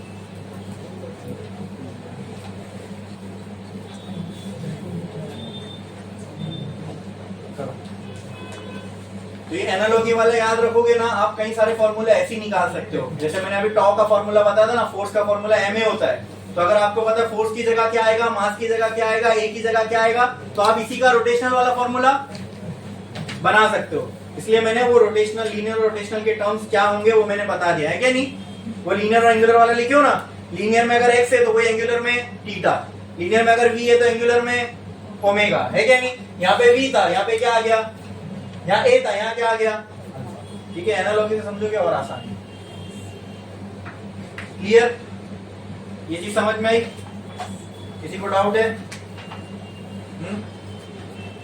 पक्का?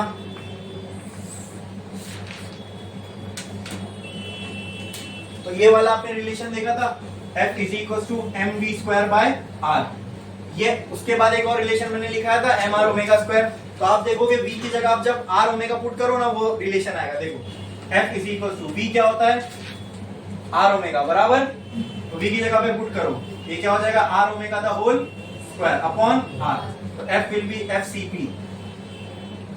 FCP will be equal to m into r square into omega square divided by r। ये r कैंसिल। अब FCP का फॉर्मूला क्या बचता है? mr omega square. ऐसे ही आया वो। क्लियर है? समझे? ठीक है, तो ये सारे रिलेशन समझ में आ गए। लीनियर एंगुलर के ये रिलेशन भी हमें काम में आएंगे। v equal to r omega ज्यादातर हमेशा बहुत काम में आता है, क्योंकि कहीं पे हमने यूज भी किया था। मैंने आपको बोला था रोटेशनल डायनामिक्स पढ़ेंगे जब हम लोग डिस्कस करेंगे। तो अब एस्टैब्लिश कर लेना हमने कैसा आता है लीनियर और एंगुलर के बीच का रिलेशन। बोलो क्लियर है? कोई डाउट है इसके अंदर? समझ में आया? पक्का? तो this was the relation between linear and angular, ये छाप लिए ना। अब आओ सर्कुलर मोशन में और कुछ चीजें डिस्कस करते हैं। एक पार्टिकल है, सर्कुलर मोशन परफॉर्म कर रहा है, तो उसका कुछ रेडियस डिफाइन होगा सेंटर से, लेट दिस बी आर, ये सेंटर को मैंने नाम दे दिया ओ। बोलो क्लियर है इतना? ये पार्टिकल जाना ऐसे जाता है v वेलोसिटी से लीनियर आगे की तरफ, जब वो ऐसे सीधा जाना चाहता है तो उसकी जो वेलोसिटी होगी वो भी तो लीनियर ही होगी ना, हाँ? लेकिन ये फिर सर्कुलर मोशन क्यों परफॉर्म कर रहा है? क्योंकि एक फोर्स है जो उसको अंदर की तरफ खींच रहा है। क्या वो यहाँ होगा? इसको हम एफसीपी बोलते हैं, ठीक है। इसकी वजह से इसका मोशन कर्व्ड हो रहा है कोई भी। अब यहाँ पर अगर इस पार्टिकल को पकड़ लूं तो ये यहाँ जाना चाह रहा होगा v वेलोसिटी से, बराबर इस वेलोसिटी है वेक्टर क्वांटिटी, तो इसको मैं वेक्टर को दिखा देता हूँ। बोलो क्लियर? वेलोसिटी का वेक्टर इस डायरेक्शन में होगा, लेकिन फिर ये गोल क्यों घूम रहा है? क्योंकि कोई एक फोर्स इसको यहाँ पे खींच रहा होगा, विच इज एफसीपी। बोलो क्लियर है? समझ में आया? पक्का? ठीक है। जिस डायरेक्शन में, अच्छा, जिस डायरेक्शन में फोर्स है, क्या उस डायरेक्शन में एक्सेलरेशन होना चाहिए? फोर्स बराबर मास इनटू एक्सेलरेशन। अरे बोलो, ठीक है, ओके। तो अगर यहाँ पे फोर्स लग रहा है तो क्या इस डायरेक्शन में एक्सेलरेशन होगा? बोलो, क्योंकि ये सेंट्रीपिटल फोर्स है, उस एक्सेलरेशन को हम सेंट्रीपिटल एक्सेलरेशन बोल देंगे। कोई डाउट? कहाँ लगेगा सेंट्रीपिटल एक्सेलरेशन? वही डायरेक्शन में जहाँ सेंट्रीपिटल फोर्स लग रहा है, मतलब centripetal acceleration acts toward centre. यहाँ पे सेंट्रीपिटल एक्सेलरेशन का एसीपी का ये डायरेक्शन होगा। यहाँ पे अगर मैं आपसे पूछूं तो पार्टिकल जाना चाह रहा है ऐसे, ये हो गया उसकी लीनियर वेलोसिटी का डायरेक्शन, ठीक है। लेकिन यहाँ पर एक उसको फोर्स लग रहा है, कौन सा? सेंट्रीपिटल। तो यहाँ पर एक एक्सेलरेशन आएगा जिसको बोलेंगे, इस फोर्स की वजह से जो एक्सेलरेशन होगा उसको हम सेंट्रीपिटल एक्सेलरेशन बोलेंगे, सेंट्रीपिटल फोर्स की वजह से। ओके, यहाँ पे इधर जा रहा है v वेक्टर, लेकिन यहाँ इसको एक फोर्स खींच रहा होगा सेंट्रीपिटल, इस फोर्स की वजह से जो एक्सेलरेशन होगा दैट इज सेंट्रीपिटल एक्सेलरेशन, ठीक है। अब सर्कुलर मोशन में है ना, अभी कोई चीज अगर मूव कर रही है उसके बाद एक्सेलरेशन होता है, हम वो एक ही एक्सेलरेशन पे डिस्कस करते हैं। सर्कुलर मोशन में चार तरीके के एक्सेलरेशन होते हैं। कितने? चार। ये तो वही हमने पहला देखा, ठीक है। दूसरा एक्सेलरेशन, एक एक्सेलरेशन वो हमने समझा जो फोर्स की वजह से आया, क्लियर? सिंपल समझ में आता है, जहां फोर्स होगा वहां एक्सेलरेशन होगा, है ना। F is equals to ma, force लगने की वजह से ये एक्सेलरेशन आ रहा है, एक्सेलरेशन है इसका मतलब फोर्स तो होगा। बोलो क्लियर है? ठीक है। अच्छा, बाय डेफिनेशन एक्सेलरेशन क्या है? बोलो, बाय डेफिनेशन एक्सेलरेशन क्या है? हाँ, by definition what is acceleration? Rate of change of को और आसान कर दूं तो रेट का मतलब टाइम के साथ किसी चीज का चेंज होना, मतलब वेलोसिटी के टाइम के साथ चेंज होने को हम क्या कहते हैं? एक्सेलरेशन। अगर वेलोसिटी टाइम के साथ चेंज हो रही है तो बस इसी को हमने एक नई क्वांटिटी बना दिया, विच इज एक्सेलरेशन, ठीक है। Okay, now tell me, velocity का चेंज मतलब क्या? हमने बोला वेलोसिटी का चेंज मतलब एक्सेलरेशन का मतलब वेलोसिटी का चेंज। अब मैं आपसे पूछ रहा हूँ वेलोसिटी का चेंज मतलब क्या? तो अपने को ये देखना पड़ेगा वेलोसिटी किस चीज से बनी है। Velocity is a vector quantity. Vector quantity कितनी चीजों से बनती है? दो, एक मैग्नीट्यूड और एक डायरेक्शन। मैग्नीट्यूड और एक, तो अगर मान लो फॉर एग्जांपल एक पार्टिकल है, वो सर्कुलर मोशन परफॉर्म कर रहा है, ठीक है। एक और पार्टिकल है, वो भी सर्कुलर मोशन परफॉर्म कर रहा है। इस पार्टिकल की इस पॉइंट पे जो लीनियर वेलोसिटी थी वो 2 मीटर पर सेकेंड थी, इस पे यहाँ पर इसकी 4 मीटर पर सेकेंड थी, यहाँ पे 6 मीटर पर सेकेंड थी और यहाँ पे 8 मीटर पर सेकेंड थी। बोलो क्लियर है? ठीक है। ये जो पार्टिकल है यहाँ पर इसकी वेलोसिटी 2 मीटर पर सेकेंड थी, यहाँ पे इसकी वेलोसिटी 2 मीटर पर सेकेंड थी, यहाँ पे इसकी लीनियर वेलोसिटी 2 मीटर पर सेकेंड थी और यहाँ पे इसकी लीनियर वेलोसिटी 2 मीटर पर सेकेंड थी। दोनों में से आप मुझे बताओ कौन एक्सेलरेट कर रहा है या एक्सेलरेशन किस में होगा? वेलोसिटी का मतलब क्या होता है? चेंज सॉरी एक्सेलरेशन का मतलब क्या होता है, change in velocity with time, बराबर, टाइम के साथ वेलोसिटी के चेंज होने को हम कहते हैं एक्सेलरेशन। तो मुझे आप बताओ दोनों में से किस में एक्सेलरेशन होगा, नीचे वाले में, ठीक है, क्योंकि यहाँ पे हमें दिख रहा है कि वेलोसिटी जो है वो चेंज हो रही है, यहाँ पे वेलोसिटी चेंज हो रही है क्या, नहीं हो रही है, कांस्टेंट है, तो वेलोसिटी कांस्टेंट है तो एक्सेलरेशन होगा नहीं, क्लियर है, तो यहाँ पे एक्सेलरेशन नहीं होगा। समझ में आ गया, कोई भी डाउट है इसके अंदर किसी को, ठीक है, और मेरे को उम्मीद थी कि आपसे यही जवाब मिलेगा, ठीक है, क्योंकि 99% ऑफ बच्चे यही मानते हैं कि ये केस में कोई एक्सेलरेशन नहीं है, क्यों, वैल्यू कांस्टेंट दिख रही है ना, वैल्यू कांस्टेंट दिख रही है। अब और थोड़ा डीप डाइव करते हैं वेलोसिटी के कॉन्सेप्ट में, ठीक है, देखो अब हम 12वीं में आ गए, वेलोसिटी हमने सबसे शुरू में पढ़ी थी जब हम 11th में थे, लेकिन यही बेसिक चीजें ना होने की वजह से मैंने कहा था ना अच्छे कंसेप्ट छूट जाते हैं। देखो वेलोसिटी किससे बनती है, simple, velocity is a vector quantity, so if it is a vector quantity it will have both magnitude as well as, ठीक है, मैग्नीट्यूड और डायरेक्शन।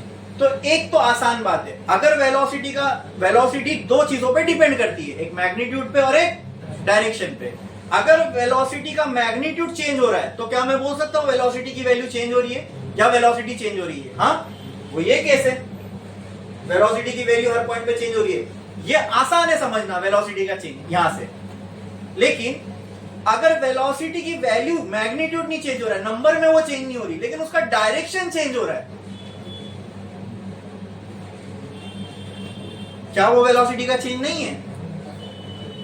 इफ वेलोसिटी, क्या इस पे सब एग्री करते हैं, velocity is a vector quantity, vector quantity किस से बनती है, मैग्नीट्यूड और, मतलब जो न्यूमेरिकल वैल्यू होगी और उसके साथ उसका जो डायरेक्शन होगा वो, बराबर, न्यूमेरिकल वैल्यू के चेंज होने से जो वेक्टर क्वांटिटी होगी क्या वो चेंज होगी, यस, क्या डायरेक्शन के चेंज होने से वेक्टर क्वांटिटी चेंज होगी, यस, अरे डिपेंड कर रही, डायरेक्शन होने का मतलब ये ना कि डायरेक्शन भी चेंज हुआ तो इसमें वो डायरेक्शन का चेंज भी इसके चेंज को ही इंडिकेट करेगा, भले ही तुमको नंबर में चेंज नहीं दिख रहा, लेकिन अगर वेलोसिटी मैग्नीट्यूड और डायरेक्शन दोनों से बनी है तो दोनों में से कोई भी चेंज होगा तो वेलोसिटी चेंज होगी ना, आई बात समझ में, हाँ, ठीक है। तो मैंने जानबूझ के एग्जांपल ऐसी रखा आपके सामने कि आपका माइंड देखना था मुझे कंसेप्ट कितने अपने पक्के हैं, ठीक है।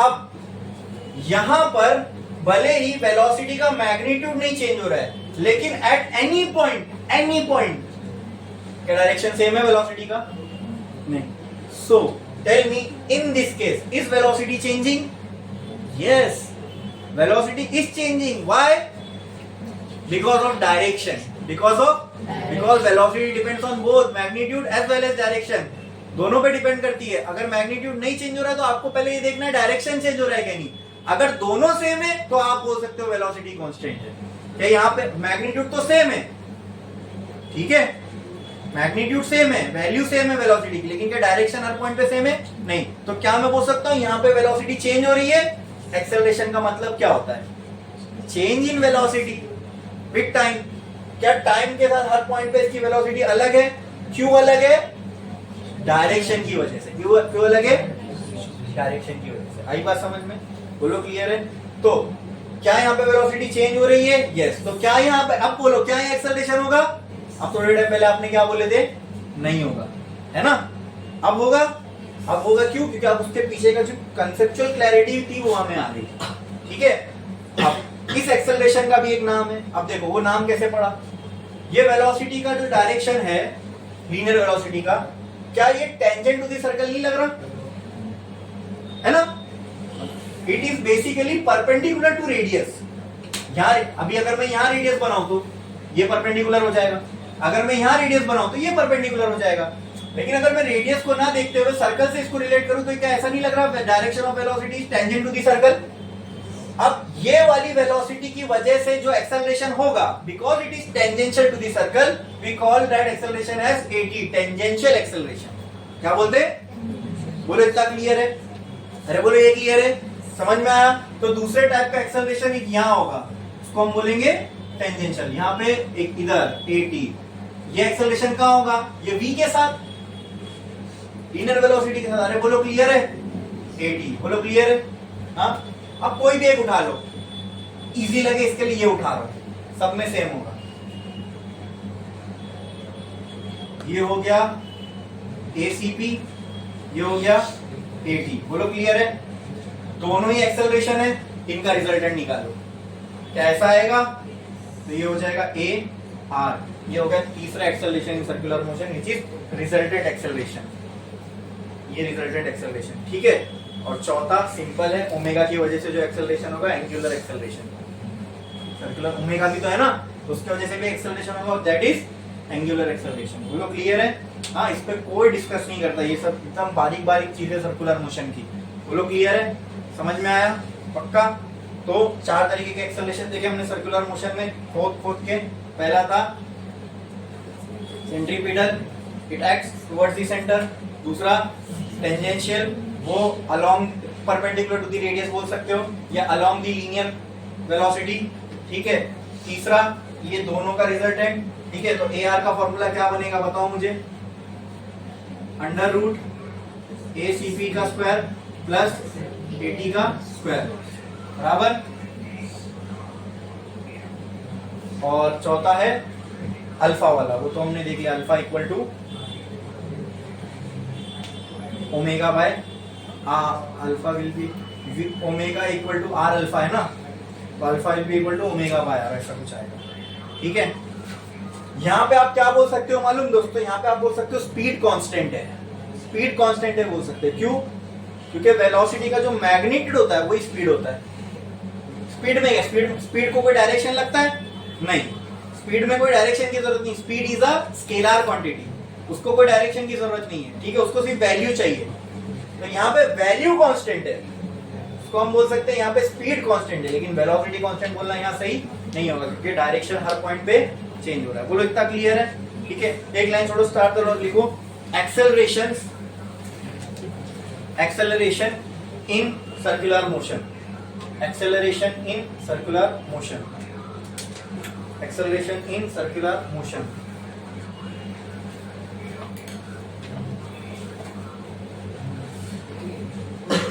देखा आपने? First centripetal acceleration, centripetal acceleration, centripetal acceleration.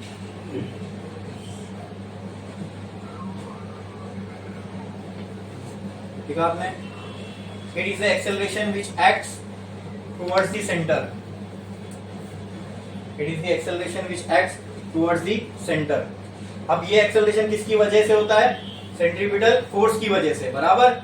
ये टेंजेंशियल वाला किसकी वजह से होता है? Due to change in velocity, बराबर, ठीक है। अच्छा, अब मुझे बताओ, उसके नीचे आप ऐसा, आप सेंट्रीपिटल एक्सेलरेशन का अगर मुझे फॉर्मूला निकालना तो ऐसा लिख सकता हूँ, फोर्स बराबर होता है mass into acceleration.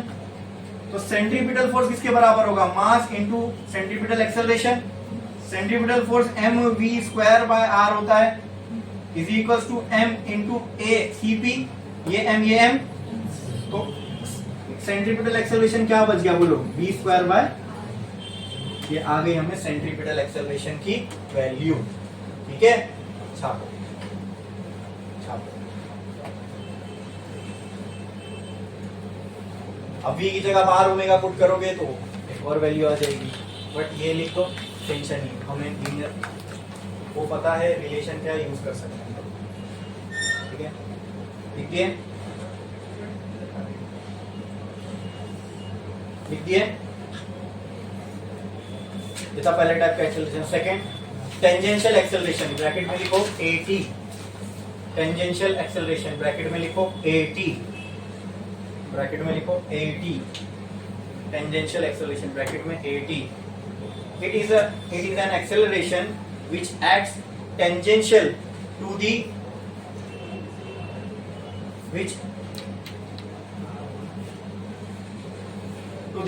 circle, tangential to the circle, tangential to the circle। तो जो पार्टिकल सर्कुलर मोशन परफॉर्म कर रहा होगा वो एक सर्कल ट्रेस कर रहा होगा, उस सर्कल के टेंजेंशियली जो एक्सेलरेशन होगा दैट इज टेंजेंशियल एक्सेलरेशन। ठीक है आपने? और उसमें और थोड़ा सा ऐड कर दो, It is there due to change in direction of linear velocity. It is there due to change in direction of linear velocity. ठीक है, ठीक है आपने ये बोलो। तीसरे टाइप का acceleration resultant acceleration, third resultant acceleration AR bracket में लिखो AR, रिजल्टेंट एक्सेलरेशन ब्रैकेट में लिखो AR।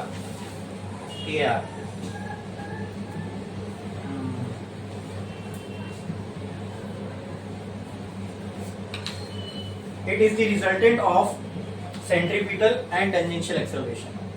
It is the resultant of centripetal and tangential acceleration.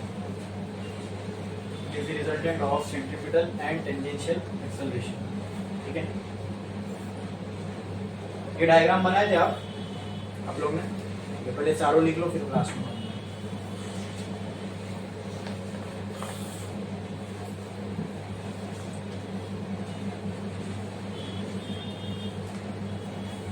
VR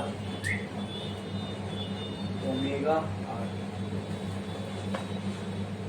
वो linear angular velocity, angular acceleration, वो सब भी वेक्टर क्वांटिटी है। अब कोई अगर पार्टिकल एंगुलर वेलोसिटी से चल रहा है तो उसको ओमेगा दिखाते ऐसे, ये ओमेगा का डायरेक्शन है, लेकिन ओमेगा वेक्टर का डायरेक्शन क्या होता है मालूम है? ओमेगा वेक्टर का V क्रॉस R क्या होता है? अभी यहाँ पे जैसे मान लो यहाँ ओमेगा इधर ये साइड होगा बराबर, अब V क्रॉस R करो मतलब V से R की तरफ उंगली घुमाओ, ऐसे आता है हमारा ओमेगा। पार्टिकल ऐसे चल रहा है तो ओमेगा ऐसे होगा, पार्टिकल एंटीक्लॉकवाइज चल रहा है तो ओमेगा अंदर के साइड होगा। ठीक है, ये उसके वेक्टर का डायरेक्शन है। जैसे होता ना area vector is perpendicular to the area, वैसे ये है, it is a cross product of V vector and R vector omega. ठीक है, ये सब बड़े काम में आते वो मतलब, लेकिन अच्छे लेवल के क्वेश्चन होंगे ना तो फिर ये omega, angular velocity, angular acceleration, ये सब फिर डायरेक्शन का भी बहुत पर्पस, बहुत काम आता है। अच्छा चलो ठीक है, ये हो गया। रिजल्टेंट एक्सेलरेशन लिखा आपने, क्या लिखा? It is the resultant of and tangential acceleration, तो नीचे ये लिख दो, ये बना के लिख दो।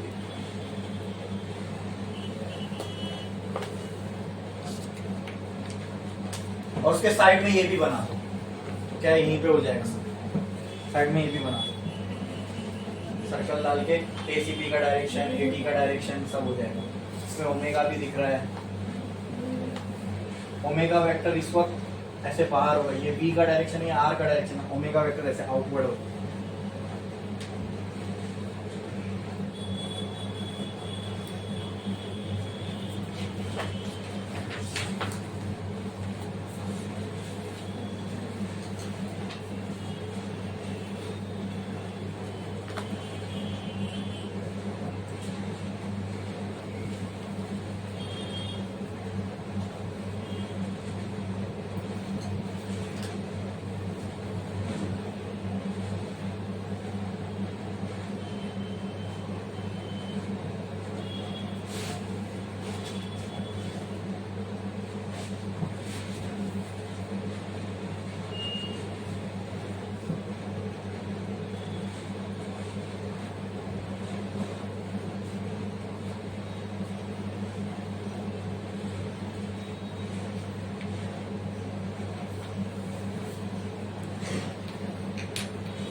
लिख के जल्दी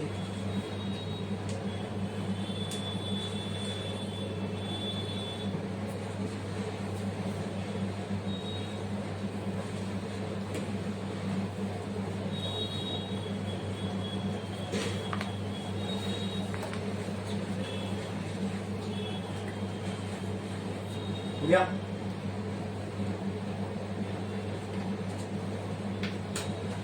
नेक्स्ट एक लाइन छोड़ो, स्टार लिखो angular acceleration alpha, angular acceleration alpha.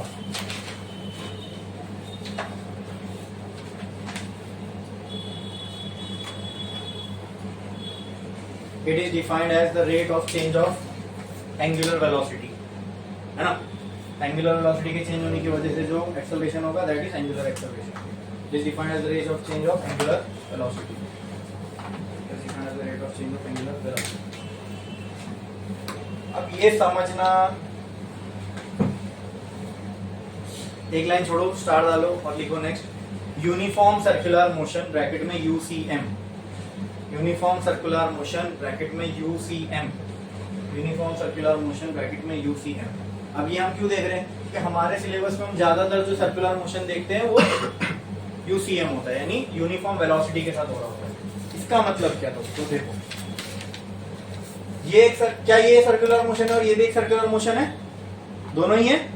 इसमें भी पार्टिकल सर्कल में घूम रहा है, इसमें भी पार्टिकल सर्कल में घूम रहा है, लेकिन यहाँ पर पार्टिकल की हर पॉइंट पे वेलोसिटी जो है वो डिफरेंट है और यहाँ पे पार्टिकल की वेलोसिटी हर पॉइंट पे क्या है, सेम है. यहाँ भी डिफरेंट है, तो क्या सेम है, स्पीड सेम है. क्या सेम है, हाँ. तो ऐसा सर्कुलर मोशन जिसमें पार्टिकल की स्पीड कांस्टेंट हो, ऐसे को क्या बोलते हैं, ऐसे सर्कुलर मोशन को क्या बोलते हैं, यूनिफॉर्म. का मतलब क्या, सब सेम. यूनिफॉर्म का मतलब क्या, यूनिफॉर्म जब स्कूल में पहन के आते मतलब सबके कपड़े सेम है. उसी तरह यहाँ पे यूनिफॉर्म किस चीज के लिए इस्तेमाल हो रहा है, स्पीड सेम है हर पॉइंट पे. बोलो क्लियर है, बोलो क्लियर है. हाँ, लिखो a circular motion in which speed at every point is constant.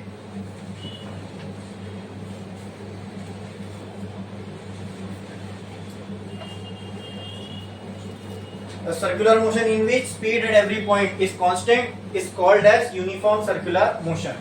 तो हमें हमारे सिलेबस में 90% जो डील करना है वो इसी टाइप के सर्कुलर मोशन से डील करना है. मतलब एक चीज तो हमारे लिए आसान होगी कि हर पॉइंट पे वेलोसिटी अलग अलग नहीं होगी. हमें ऐसी केसेस ज्यादातर देखने को मिलेंगे जहाँ पे स्पीड सेम है.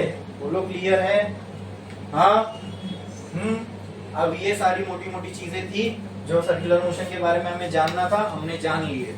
अब using these concepts of circular motion and some concepts of Newton law of motion हमें कुछ एप्लीकेशंस देखने हैं. ठीक है, हाँ. ऐसी कोई चीज जो सर्कल में घूम रही है, जो सर्कल में घूम रही है वहां पे सर्कुलर मोशन लगेगा, इसके कॉन्सेप्ट लगेंगे. ठीक है, इसके अलावा और भी जो दूसरे फोर्सेस होंगे न्यूटन लॉ ऑफ मोशन लगा के हमें उसको रिजॉल्व करना है या निकालना है. ठीक है, लिखो स्टार डालो, एक लाइन छोड़ो, स्टार डालो. ऐसे एप्लीकेशन है मौत का कुआं, वेल ऑफ डेथ. ठीक है, स्टार डालो, लिखो velocity, safe velocity of a rider. ऐसा लिखो, स्टार डालो, लिखो safe velocity of a rider in well of death. Safe velocity of a rider in well of death.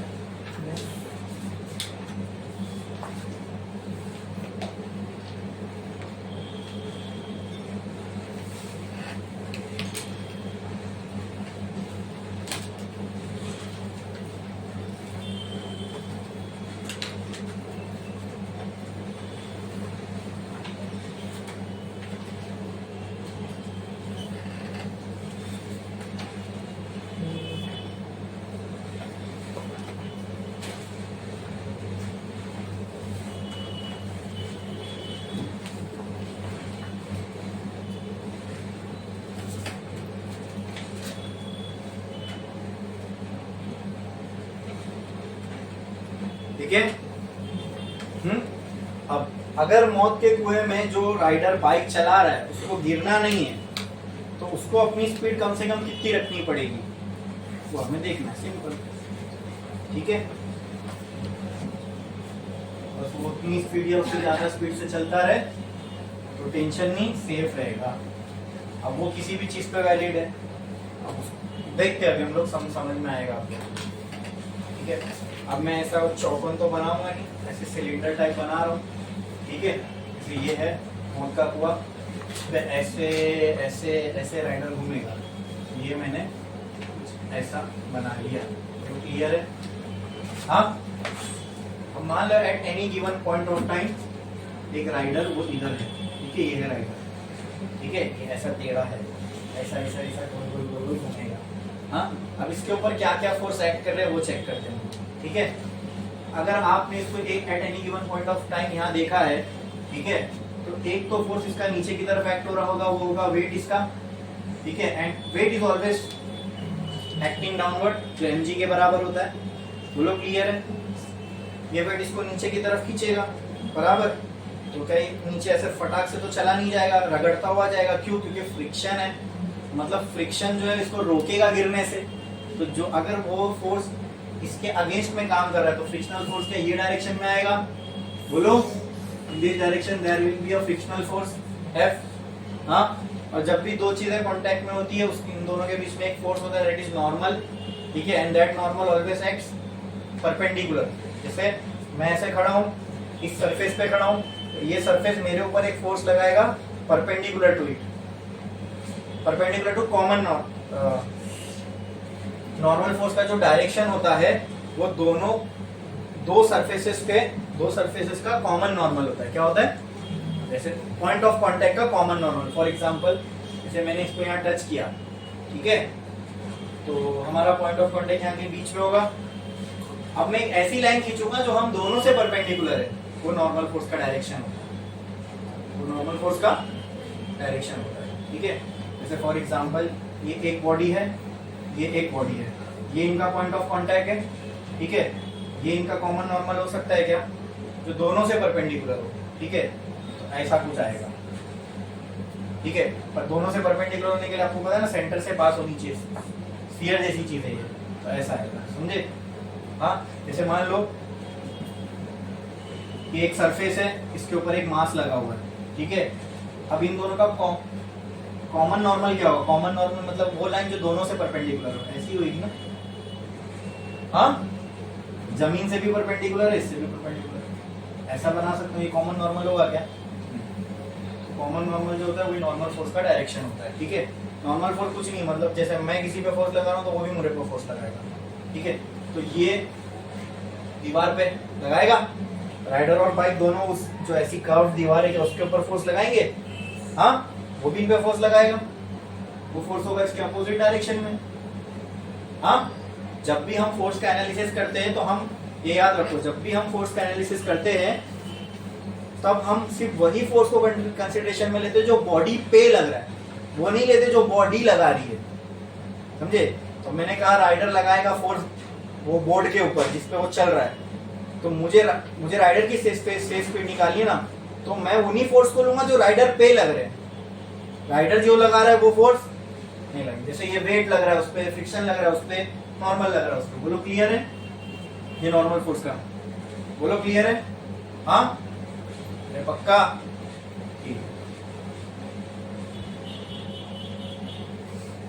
अभी ऐसे ऐसे गोल गोल गोल गोल चक्कर काट रहा है, समझ में आया? पक्का?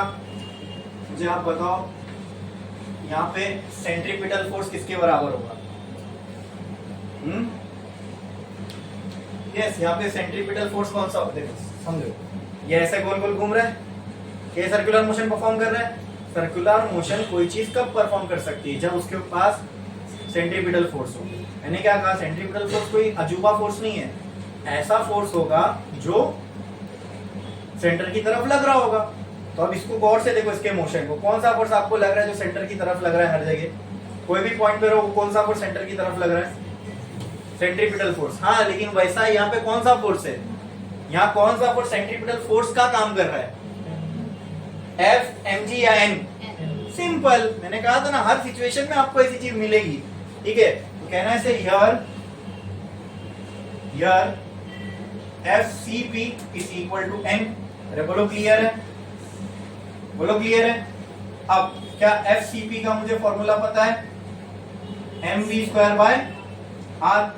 क्या मैं बोल सकता हूँ ये रेडियस होगा उस मौत के कुएं का, ठीक है। तो कहना है right, n is equal to mv² by r। बोलो क्लियर है? मुझे वेलोसिटी तो निकालनी है उसकी सेफ, बोलो क्लियर? हाँ, अब भी दो चीज बची है। अच्छा, अभी हमने x डायरेक्शन के फोर्स तो देख लिए है ना, y डायरेक्शन के फोर्स बच गए। यहाँ मैंने सेंट्रीफ्यूगल फोर्स लिया, इसका मतलब हम इसको ऐसे बाहर से देख रहे हैं। आपको समझ में आया? मैं इसको ऐसे बाहर से देख रहा हूं, तो बाहर से देखने पे मुझे क्या लग रहा है? सेंटर की तरफ जो फोर्स एक्ट हो रहा होगा वो कौन सा होगा? n, बराबर। इसको मैं वहां ऊपर ये बाइक पे बैठ के भी देख सकता हूं, तो खाली पिक्चर में क्या आ जाएगा बोलो, सेंट्रीफ्यूगल। और तब सेंट्रीफ्यूगल फोर्स क्या होगा बोलो, तब क्या होगा, तब सेंट्रीफ्यूगल फोर्स आ जाएगा क्या, इस डायरेक्शन में मुझे एक एफसीएफ भी दिखाना पड़ेगा।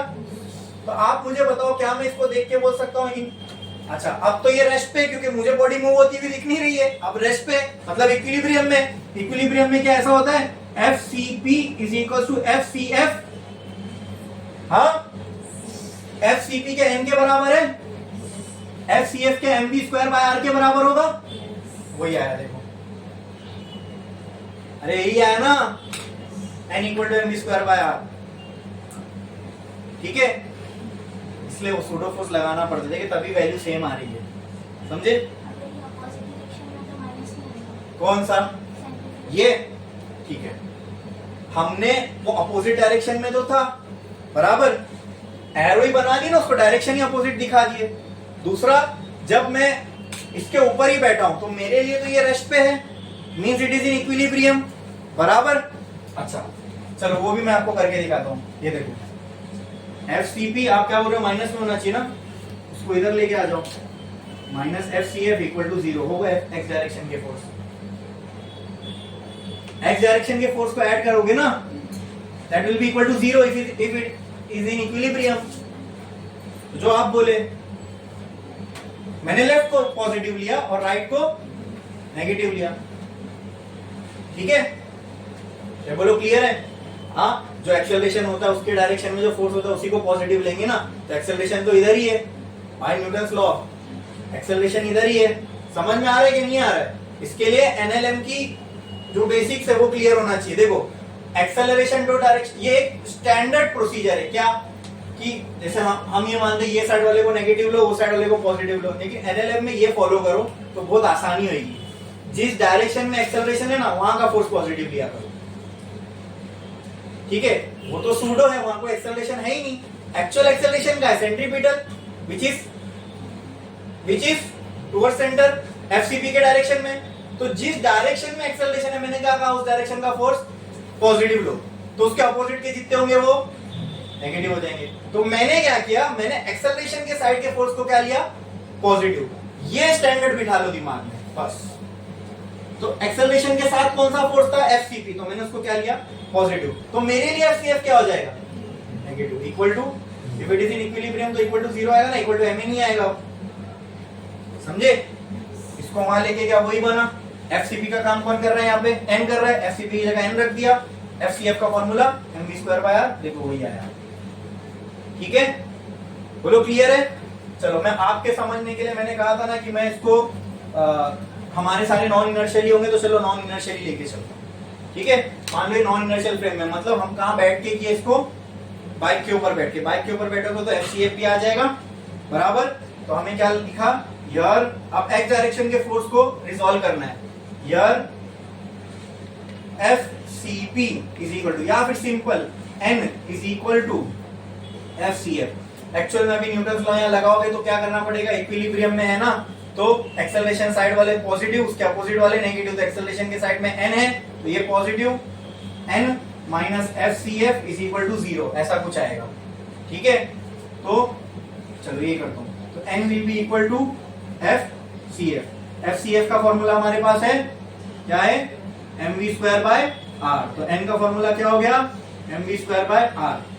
आप रेस्ट पे रह के करो या वैल्यू सेम ही आनी चाहिए, और आती ही है, ठीक है। ये सब बहुत आसान केस है। जब अच्छे प्रॉब्लम आते हैं ना कंपटीशन के, तब वहां अपने को डिसाइड करना होता है कौन सा ऑब्जर्वर बनूंगा तो मेरे लिए क्वेश्चन सॉल्व करना आसान होगा। आंसर वही आता है, आंसर आ ही नहीं सकता अलग। मैंने बताया ना एग्जांपल देके, आपने कहीं पे फोर्स लगा, उसका कुछ इफेक्ट हुआ, क्या देखने से बदल जाएगा, नहीं, इफेक्ट उतना ही आना चाहिए, लेकिन हमें कौन सा रास्ता अपनाएंगे तो इजी वे में आंसर आएगा, उस हिसाब से हम अपने ऑब्जर्वेशन को डिसाइड करते हैं। बोलो क्लियर है, ये समझ में आया, ठीक है। आप ऊपर नीचे के फोर्स को बैलेंस करो तो ये क्या हो जाएगा, F बराबर, ये एक इक्वेशन आई, अरे बोलो F बराबर क्या आ जाएगा, mg, ठीक है, ये आ गया। मुझे आप बताओ फ्रिक्शनल फोर्स पता है, ये होता है न्यू इंटू एन। हाँ अरे मैकेनिकल प्रॉपर्टीज ऑफ सॉलिड करके एक चैप्टर था 11th में, उसमें लास्ट में स्पेसिफिक एक पार्ट है फ्रिक्शन का, स्टैटिक फ्रिक्शन, डायनामिक फ्रिक्शन। वैसे ये म्यू एन नहीं होता है, म्यू एस इंटू एन होता है, ठीक है। This is coefficient of static friction of, एक होता है स्टैटिक और एक होता है डायनामिक, ठीक है। एक म्यू एस और एक म्यू के होता है। ये मैक्सिमम वैल्यू है फ्रिक्शन की, सिंपल, हमको ये यूज करनी है, म्यू एस इंटू एन, ठीक है। अब ज्यादा कंफ्यूजन नहीं हो इसलिए मैं चलो म्यू एन लेके ही चल रहा हूं। This is maximum value of friction, this is maximum value of friction. तो आप मुझे बताओ कि मैं यहां पर ये यूज कर सकता हूं कि एफ की जगह पे mu N is equal to M into G, ठीक है। अब मुझे आप ये बताओ, ये बंदा जो मौत के कुएं में चल रहा है, इसके गिरने के चांसेस कहां है ज्यादा? नीचे। कौन सा फोर्स है जो इसको बचाएगा गिरने से? वेरी गुड, क्या क्या? Frictional force. ये तो ठीक है, ये कंडीशन है, समझ में आ गया। तो मैं इसको यहां ऐसा लिख सकता हूं क्या,